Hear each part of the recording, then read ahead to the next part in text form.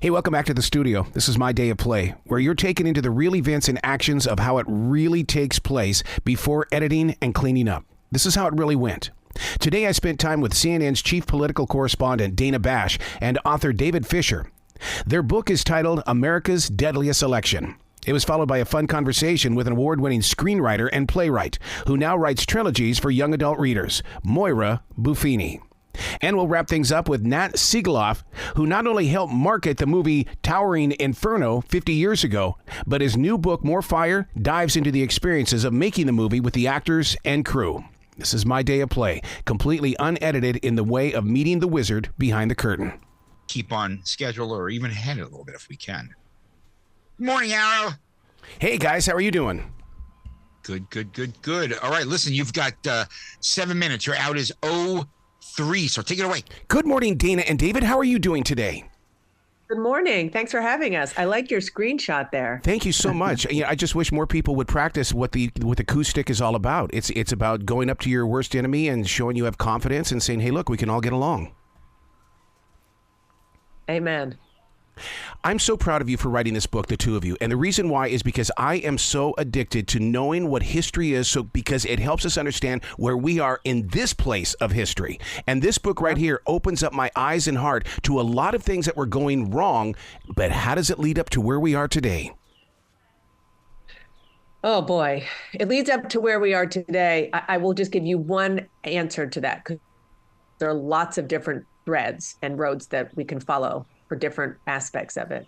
But the one that really burns me up the most is the racial strife that continues in America. Yep. And it was made so much worse, obviously, because of Jim Crow and the way that Black Americans were treated for 100 years in the United States of America.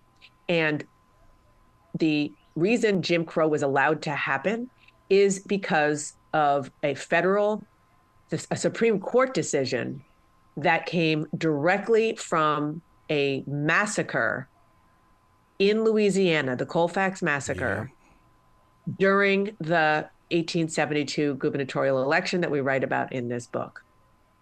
How did you jump onto this story, the two of you? Was it because you're doing so much research about today and in your heart you said, let's go back and find something out? Actually, it was a suggestion from Dan Abrams, really, who is an old friend and whom I've worked with before, who called and said, you really should look at this, and I began looking at it, and I thought, who would be the right person to tell this story to America, and as a longtime admirer of Dana's, and I reached out to her, and she was as startled as I was to know that this happened, and we knew nothing about it, and the impact that it had on America for 100 years, this one little election. And that's how it started. And that was the beginning of our journey. Now, Dana, you know how we always throw things underneath the carpet. I can't imagine where you even began to find this story, because I'm still startled by this story, wondering, why didn't my grandmother or my grandfather tell me of this? Why is it that it just suddenly stopped? Well, we know the reason for that. And I didn't learn about it either in school. And the reason for that is because history was taught by the people who had the power to shape that history. And it was white America. And that's why. I mean, full stop. There's no way to sugarcoat it, nor should we sugarcoat it. And now, in much, much, much more modern times, recent times, thank goodness, as a society, we have tried to be better about having a more fulsome understanding of America. I mean, why was Juneteenth just made a federal holiday in 2021? Same answer. So we're doing better, and David and I hope that this book contributes to that. David, with your connection now with someone that works at CNN, a beautiful journalist when it comes to really bringing the story out, do you find yourself putting this in moving pictures, as in a documentary? We were just talking about that. Um, it is such a compelling story, and again, I repeat, the parallels in many cases are word for word as what we're talking about today. I mean, literally, you had crowds in the street chanting, "Hang him, hang him." You had a contested election in which the means used to prevent people from voting are exactly the same as the claims being made. You had an assassination attempt on one of the candidates. You had one of the candidates claiming to be the most abused man in America. On and on and on. The parallels were astonishing. And what it led to, I mean, we're all asking, all Americans are asking today, where are we going? What's next? And this is the roadmap. Unless we change, unless we start doing things different, here is the violence, here is the Supreme Court making decisions that change the direction of the country. Wow. The two of you are a voice. You're activators. You're giving us a story. 7 minutes is not enough time with you guys, but I'm just so blessed to have the honor to help share this book with those that are picking up and listening to this show. Thank you so much for being a part of it. Thank you for being so excited about it. We really appreciate it. Well, Thank you. You guys be brilliant today, okay? Thank you. Hello and good morning, everybody.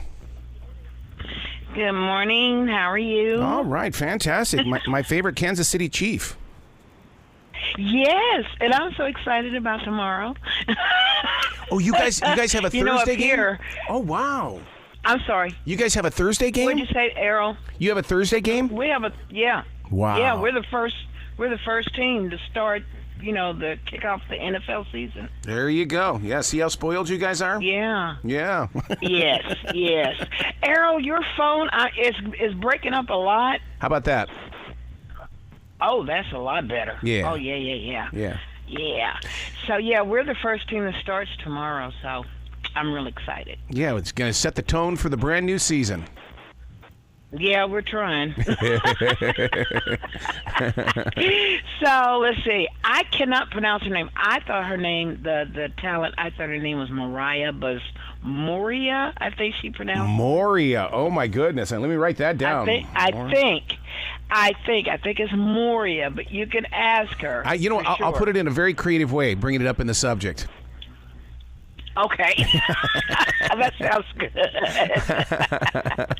And so this will be aired on what day? Let me go look. I thought I had this thing down. Okay, so I've got it for Monday morning.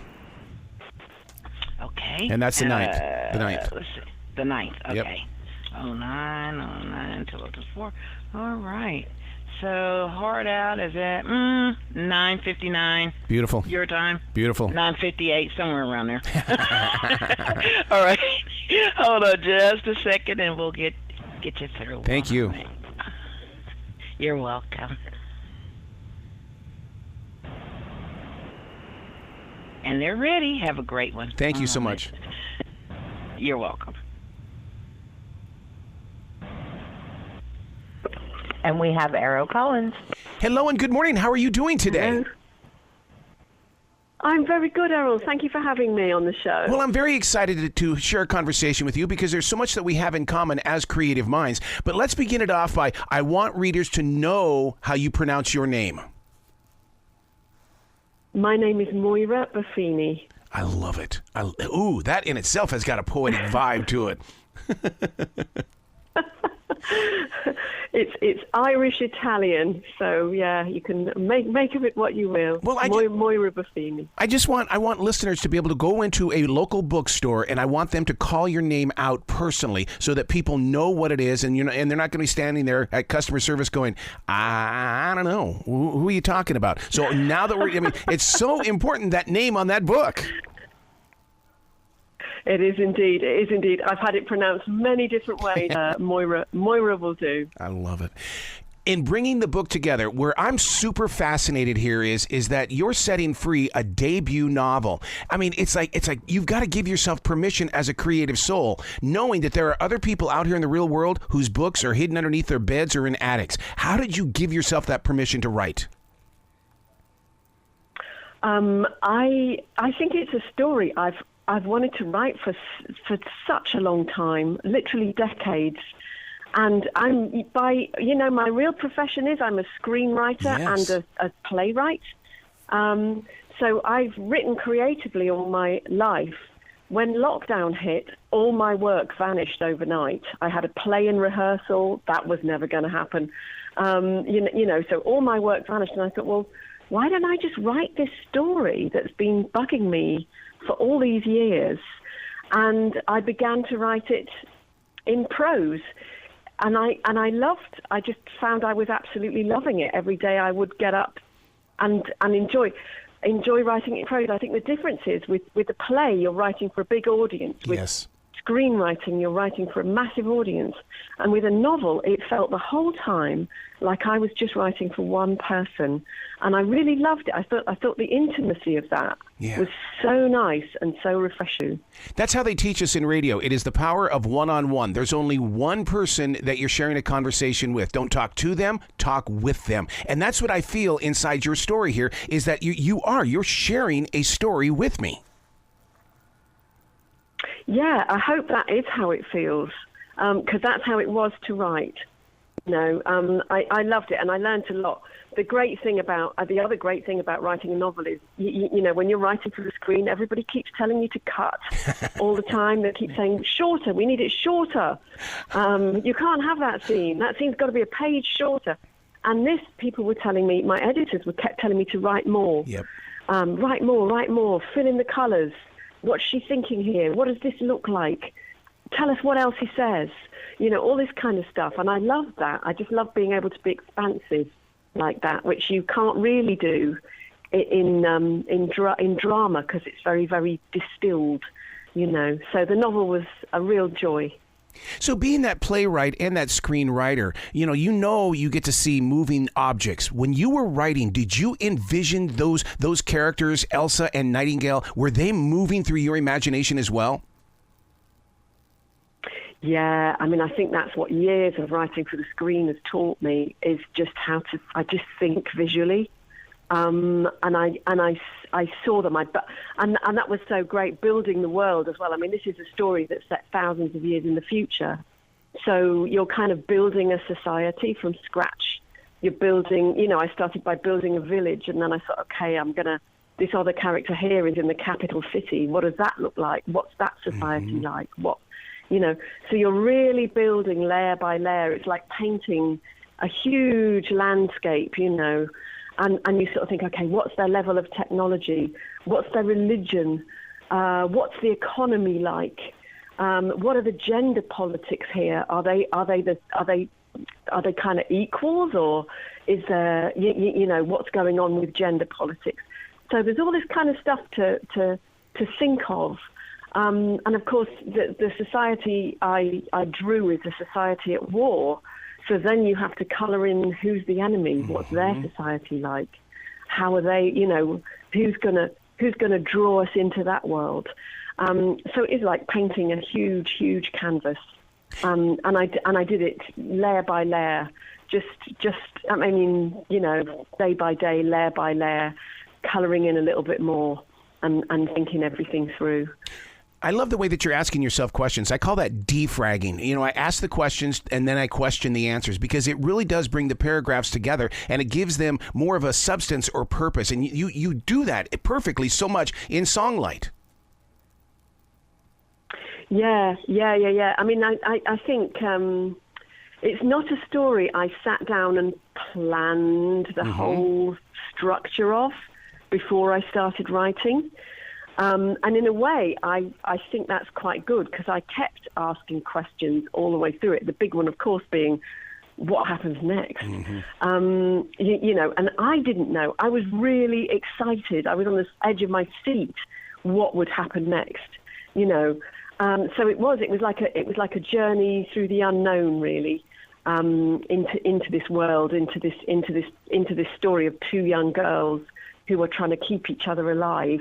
One in the village and one in the city, communicating by telepathy, and they're both in these kind of perilous situations, trying to keep each other alive.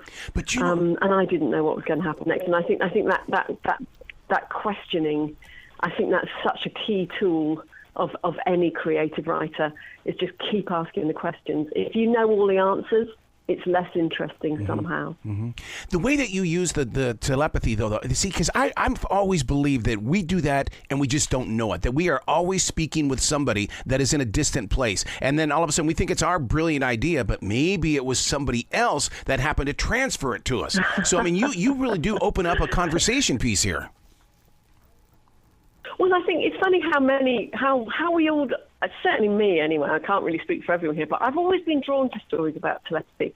And I think perhaps, it's to do with our childhood imagination. Mm-hmm. It's when we're not with our friends, we are still imagining that we are, and we kind of lose that as we grow up. We grow into adulthood and we sort of, lose a big piece of that imaginative play. But I think it's still there in us, really, as is our imagination of being outside of our body.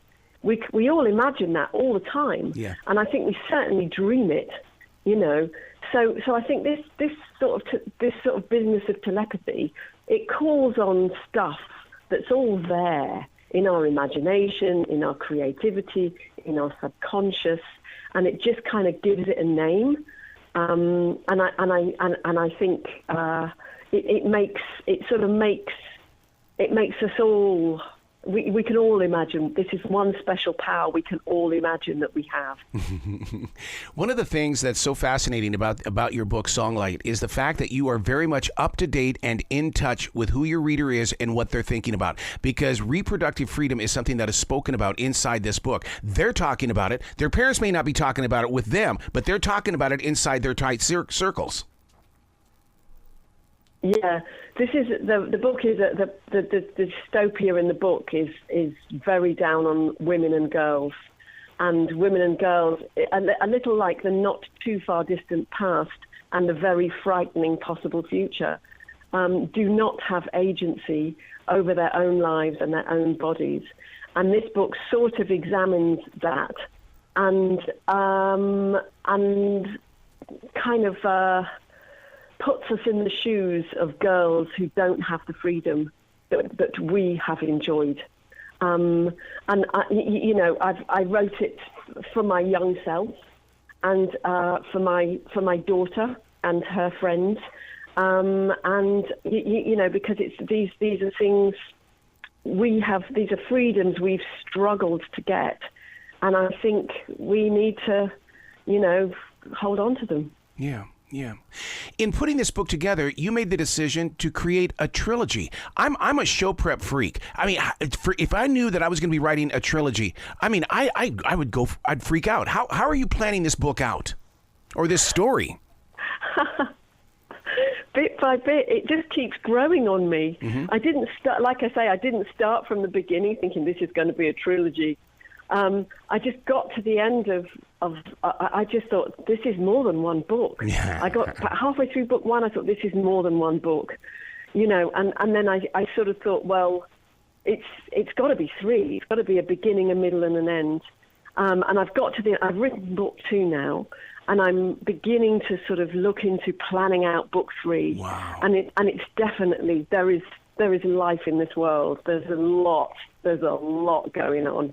What's really interesting, though, is that because I am a book author and writing those books, so many times people will ask us about our own personal lives and what are our memories. And when you're locked in writing books and stories, that's our memories. And so many people don't tap into that, which is why I love talking with authors, because I hear your voice. I hear your passion. And man, I wish listeners could just really pick up on it as they read the story so they too can be inspired to write. Yes, I hope so too. I think that's the wonderful thing about writing for a younger audience as well, is that I was really inspired by the books I read at that age. And I think they're the best audience in the world. That young people are so bright. they are so open, and they're hungry for knowledge. They're hungry for everything, for knowledge, for experience. And I think younger readers love YA for that reason. And I think older readers love YA because it taps us back into our own rite of passage, Yep. you know, which really isn't very far from any of us, you know. Well, yeah, because I'm glad that you brought that up about adult readers reading YA books. And the reason why is because I'm a true believer that love is ageless. And the fact that you've got a book like this, it allows older people to say, I'm going to step into the story and I'm going to go through the experience.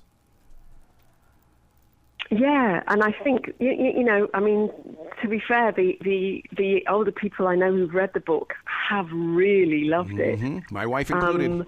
And I think I'm a secret reader of YA. I never stop reading it. And I think a lot of adults are the same, you know, that it's just a really wonderful genre for letting your imagination free and for talking, you know, giving us all a prism to look at our world, but through a really imaginative, creative sort of landscape.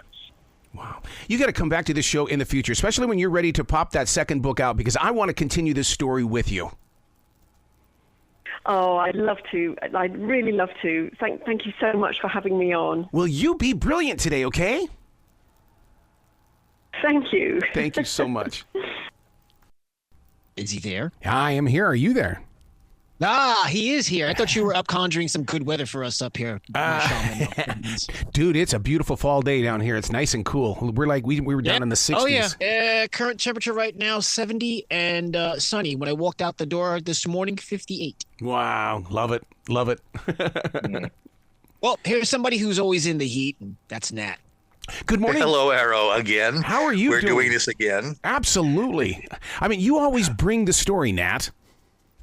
Well, thank you very much. That's what I do for a living, same as you do. So we're matched up. Listen, what business are we in, right? We're supposed to entertain people, and I think we are. Absolutely. This movie, I got to be honest with you, though, way before 9/11, I always feared going into a tall building because of this movie, Towering Inferno. You were quite right. And those of us who worked on the film and who did publicity of the film not only had to balance doing publicity for the movie, but also talk about fire safety. For the book, I was fortunate to have Brian Cummings, who was the former fire chief of Los Angeles, as my advisor on fire safety on one of the chapters in particular. And so I hope we're accurate. But the movie changed laws all over the country. Wow. People were afraid of high rises, and they should have been, because when you think about it, a ladder truck only goes up maybe 7 stories. And so if you're in a skyscraper that's set on like a shopping plaza, you're not going to get out. That's all there is to it. Wow. And the tragedy of 9/11 reminded us of fire safety. Even though the buildings were built to code, there's still just so much you can do. Yeah. Hindsight, what did you learn in putting this book together? Because, I mean, you lived it, but now looking back, what did you learn more? Ironically, what I learned was what I didn't learn, and that is Irwin Allen, the producer who was born Irwin Grinovit, who had 3 brothers and 2 parents. That's all we know about him. He seems to have gone through his entire career denuding his files of anything of a personal nature, even his archives. And I had friends who managed the archive and some friends who've looked through the archive. There's nothing about him in there that's not work related. He was a workaholic. He took home every script for Lost in Space, Time Tunnel, every series he ever made. He would work on them. He was a perfectionist, but we don't know who he was. Wow. Now, isn't that opposite human? Because a lot of us want to leave things behind so that people of the future can understand what it is that we've done. I mean, for somebody to go and erase it like that, it's like, now I'm fascinated. I want to know Irwin Allen. I have turned down publishers who want me to write a book about him because there simply is nothing there. I'd wind up with a pamphlet. So what I did was I put everything I could find into the Towering Inferno. Now, maybe something will come out. His effects were just auctioned by one of the auction houses here in Los Angeles. And I was on communication with both of them, trying to find out if there's anything that they weren't putting up there, production records, things like that, so I could get a hold of it. They couldn't find a thing. It must exist somewhere. And if it does exist, and as I said, people I know have gone through them, there's nothing Who did he date? What restaurants did he like? What size suits did he wear? All we know is that he had a toupee, and he was a bit OCD toward the end, but he was a great producer and a manic person as far as safety. Nobody was hurt on the Towering Inferno. Nobody. Maybe a cut on a finger. He was so protective of people. People loved him, but he could be maddening. What were the sets like? Because, that movie looked like you were physically there in that moment. And, you totally don't believe in Hollywood magic, but it's exactly what happened. The sets were practical, but of course, some of them were built a few feet above the ground so that when there was water, the water could drain. Yeah. They also were insulated, and they were staffed with a lot of fire protective people. I'll tell you one story that's in the book that nobody else has asked me, and there's probably a good reason for that. I used to work for 20th Century Fox in Boston. And one day I came in and somebody had put these lime green carpets all over the office. If you can imagine chartreuse or whatever the color is that outlines your Zoom image, it was that bright bilious green. Who would choose something like that? Well, when I finally saw the movie, I realized that's the color carpet they use for the offices in the skyscraper in the Towering Inferno. Whoa. Somebody in the studio had very simply ordered more carpet than they needed, and they used it to put in their local sales offices on Irwin's budget. So that speaks to the sets of the Towering Inferno. I'm sure there were a lot of people who backed up their pickup trucks and took the furniture with them afterwards. That wasn't burned, of course. Wow. When you have a movie like this that's been around for 50 years, one of the things that I would love to do again is watch it at an outdoor drive-in, because I saw it inside Cine 3 in Billings, Montana, but I also saw it at Sage 4. I just could not get enough of this movie. I can't imagine watching it in a drive-in, except it's probably safer, considering that you always drive away if there's a fire. But it did create. Can you imagine watching it in a multi-screen cinema inside of a skyscraper? Can you imagine that? No. Or these new, what they call them, 4D things that Regal has now, where you go in and the seats are moving and it's got the scent and the wind and all that. Oh my God, that would be quite the experience. I guess somebody would have to set you on fire to create the same experience of an earthquake. But, there was a joke at the time. The movie Earthquake was out a few years before the Towering Inferno. And the joke, this is so old, it's got cobwebs, that they were going to release Earthquake and the Towering Inferno as a double feature, and they were going to call it Shake and Bake.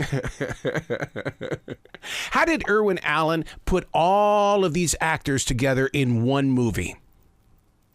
Well, money, of course, helped, but he had made the Poseidon Adventure, which everybody wanted to be a part of after it became a success. Nobody wanted to make the movie originally. The biggest star in the Poseidon Adventure was Shelley Winters. Yes, it was. And you can define that any way you want. When he made the Towering Inferno, of course, he was a major producer, and he was able to go to Steve McQueen and Paul Newman to offer them leads. And, of course, once you get the major stars, the others follow along because they want to be involved in the project. Interestingly, Irwin Allen offered the role of the architect, played by Paul Newman in the movie, originally to Steve McQueen, and Steve McQueen turned it down.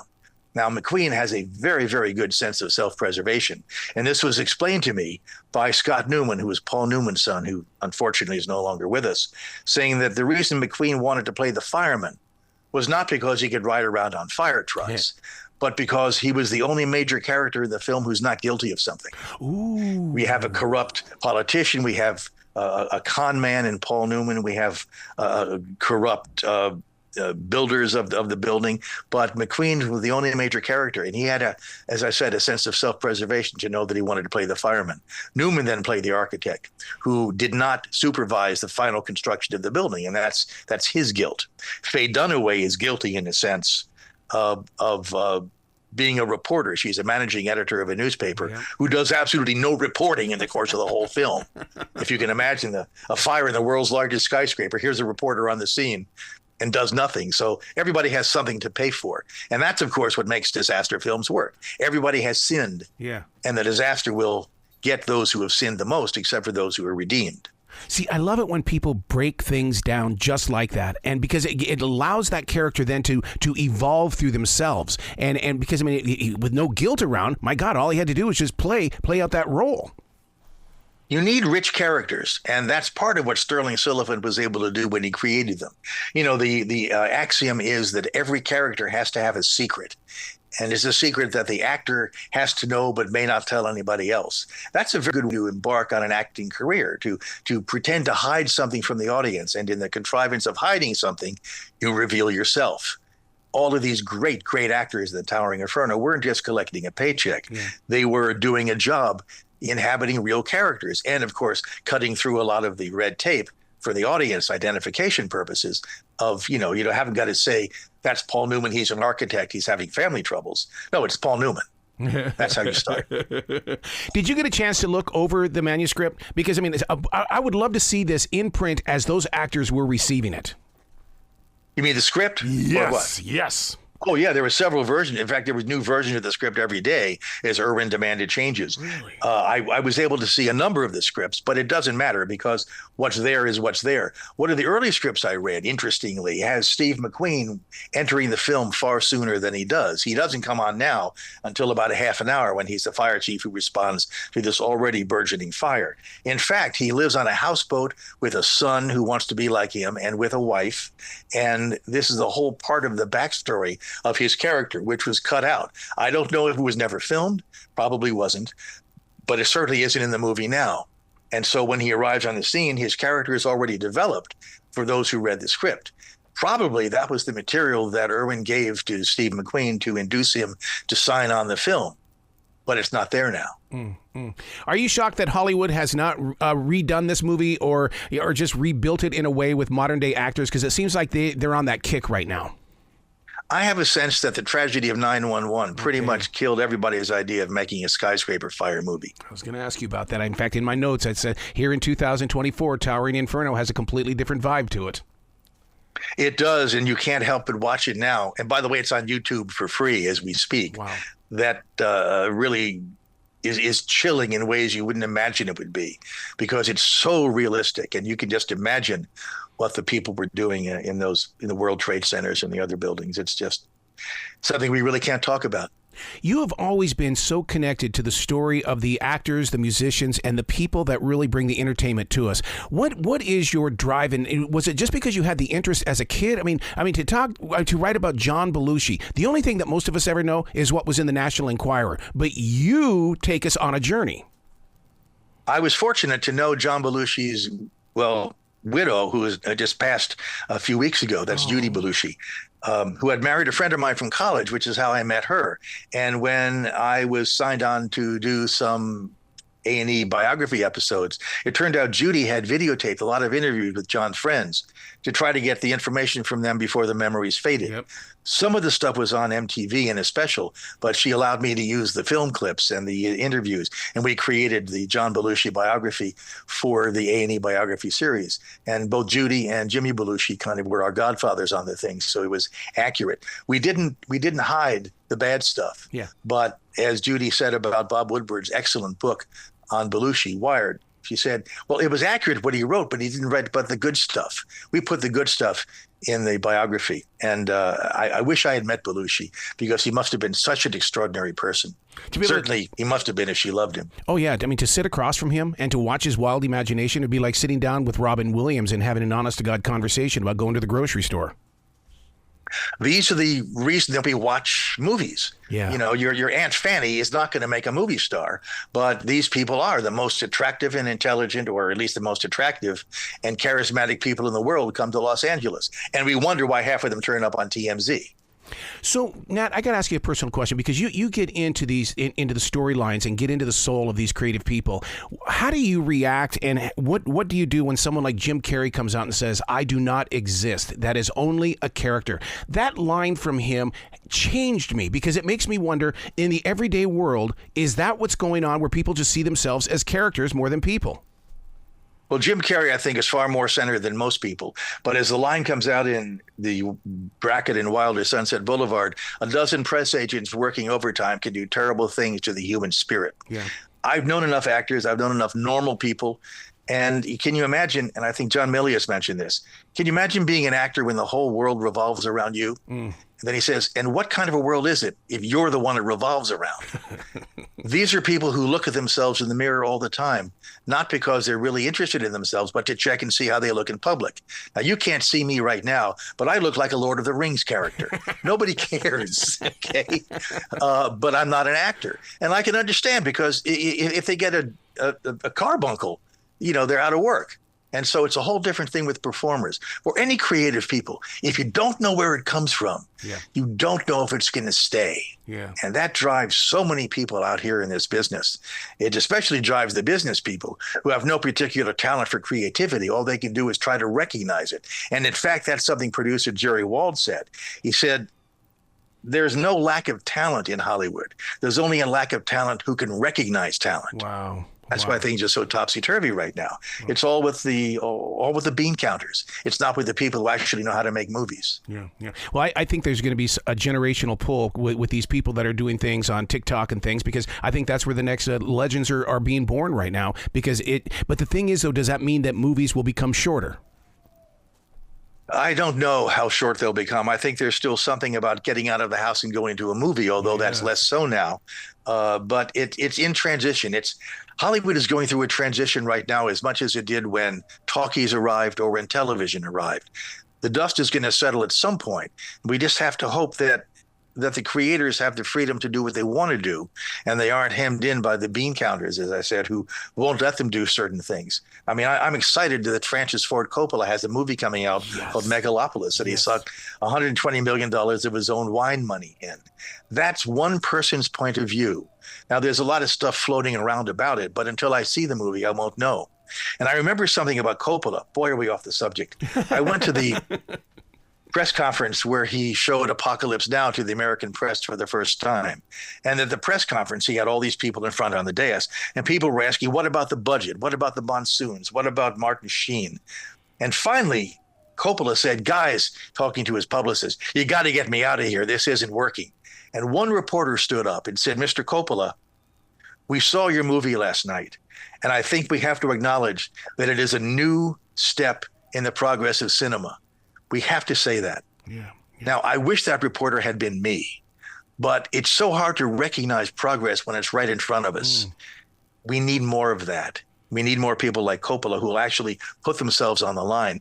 But we need critics, and we need executives, and we need audiences who want to see something new and not something recycled. Right. Man, I'll tell you how we got onto Coppola. It's because we saw that greatness back in the 1970s. We saw how this movie changed everything. And now we start comparing everything on the sidelines on how things, it even changed Hollywood in storytelling and in story building. Because it all, to me, the movie Towner Inferno set a new standard of height. And nobody, including Irwin Allen, could come back to it after that. He did stay too long at the circus. The film he made after that was When Time Ran Out, which was about a volcano, which is one of the worst films ever made. That's on YouTube, too. Paul Newman was in it because his deal with Irwin Allen to make the Towering Inferno was he would do 2 pictures. Steve McQueen signed the same deal, but didn't make the second film. How do you change into the future? Because I mean, as that writer, and as you know, the readers are changing as well. But I mean, because you just said a few minutes ago, you said, I'm not the actor. And it's like, wait a second. I read your material. I feel your emotion that you're giving to me. I really dive into it. To me, that is acting on a page. Well, that's very kind of you to say that. I never quite thought of it that way. And thank you so much for putting it in my mind that will now haunt me for the rest of my career. I don't know. All I know is I try to empathize with what I'm writing about. The next book actually was kind of a challenge that way. It's coming out in May, and it's called The Rambo Report. And it's the first book authorized by David Morrell, who created Rambo in his 1972 novel First Blood, the first book about the Rambo phenomenon and the Rambo character. And I had to kind of identify with Rambo, who was a very complex character and very much maligned and very much controversial. And I had to try to handle all of that in writing emotionally, but not judgmentally, about who the character was. So we'll see if it works. And I'm sure we'll be back in touch when that comes about. Will you put focus on the one film that not too many people saw where it didn't go into sequels? Because during the anniversary, they re-released that, and we saw what really happened in the original movie. You're going to have to help me with this one. I've seen all the movies. He dies. God knows how many times. Yeah, he died because they when they changed that movie, they saw something. Oh, in the book, yes. Yeah, yes, in the book. Yeah, right. The special features. He dies, and that was something that Stallone fought for Rambo to live. The point being, he didn't want to convey to veterans that the only way out of the PTSD they suffered in Vietnam was to die or commit suicide, as so many tragically have. He wanted to show there was some hope. And that's why the movie exists. The First Blood exists as it does. See, this is every bit the reason why this generation needs you and those that are in the future as well, because you're leaving your mark. How can people reach out and get more of what you do? There's something called Amazon. Yeah. And that's there. This book comes out from Bear Manor Media. It's doing quite well for them, and I'm so happy. It's a print-on-demand publisher, so there may be some delay in getting a copy. But bearmanormedia.com is where you can order it directly, or, of course, from Amazon or Barnes & Noble or any of our fine online booksellers. It's a book that kind of has a great deal of interest for me because I got liberated from publicity by doing publicity for the Towering Inferno in 1974. Wow. And now in 2024, 50 years later, I'm able to kind of close that chapter and move on to other things. But it's nice to be able to have written about it and to have put my memories in. But it isn't a memoir. I mean, it talks about the movie itself and Irwin Allen and the Poseidon Adventure and the actors and everybody else and fire safety. But it's a kind of a period at the end of a very long, rambling sentence. Wow. You got to come back to this show anytime in the future. You know that door is always going to be open for you, Nat. Rambo and I will be back in April or May. All right, man. Well, you've been brilliant, Arrow. okay? Thanks so much. It's always wonderful talking to you. Thank you, sir. Wow.